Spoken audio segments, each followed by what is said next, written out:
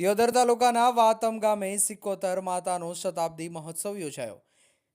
ત્રિવેદી મોતીરામ મેઘજીભાઈ પરિવાર તરફથી સમસ્ત બ્રહ્મ સમાજને આમંત્રણ આપી માન સન્માન સાથે ભેટ સોગાતો અર્પણ કરવામાં આવી। દિયોદર તાલુકાના વાતમ ગામે રાજરાજેશ્વરી 71 માતા બિરાજમાન છે અને આસ્થા અને પ્રતીકનું ભક્તો માટે અનેરું સ્થાન છે। વર્ષોથી માતા 71 તેમના સ્થાને આવતા ભક્તોની આસ્થા, મનોકામના અને માંગવામાં આવેલી દરેક કામનાઓ પૂરી કરે છે।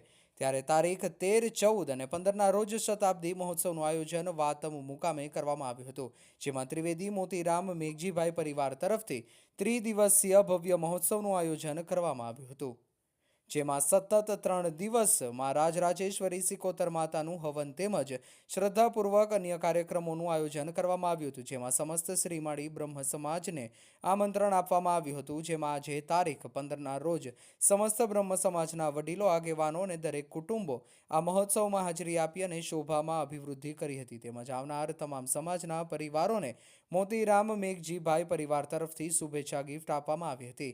આ ત્રિદિવસીય આયોજનમાં રાજકીય આગેવાનો, વાતમ ગામના રાજકીય પરિવારો તેમજ અન્ય સમાજ દ્વારા પણ માતાજી સ્થાનમાં સેવાનો લાભ લે માતાજી તરફથી આવનાર તમામ સમાજમાં તેમજ અન્ય સમાજના વ્યક્તિઓનો વિવેક ભેટ, આદર, સત્કારથી સન્માન સાથે આવકાર આપ્યો હતો।